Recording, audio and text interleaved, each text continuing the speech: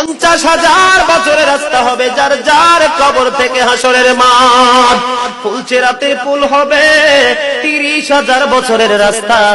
আমার উম্মতগুলো কিভাবে রে পায়ে হেঁটে তারা অতিক্রম করবে? বন্ধু নবী এমনি এমনি কাঁদেনি রে, নবী জানিয়ে দিয়েছে কাল কিয়ামতের ময়দানে উম্মতগুলো খালি পায়ে থাকবে, মাটি তো তামা থাকবে। ও বন্ধু, তাদের শরীরে কোনো পোশাক থাকবে না, উলঙ্গ অবস্থায় থাকবে। এবং মা আয়েশা প্রশ্ন করলো, গো প্রাণের নবী, জানতে মনে চায় নবী গো, এই যে আপনার উম্মতগুলো উলঙ্গ অবস্থায় খালি পায়ে সবাই থাকবে গো নবী, তারা কি নারী পুরুষ একসাথে? কয় হ্যাঁ, নারী পুরুষ একসাথে। তারা কি কেউ কারো দিকে নজর দিবে না? এবার আমার নবী বলেছে, আয়েশা রে, কেমন করে নজর দেবে রে আয়েশা?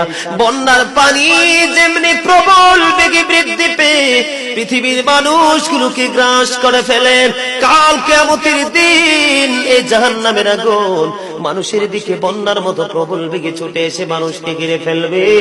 এত ভয়ঙ্কর হবে রে আয়েশা কেরা, এত ভয়ঙ্কর হবে আসরের দিন, এত ভয়ঙ্কর হবে সেই দিন, আর সেদিন এত বিপজ্জনক হবে।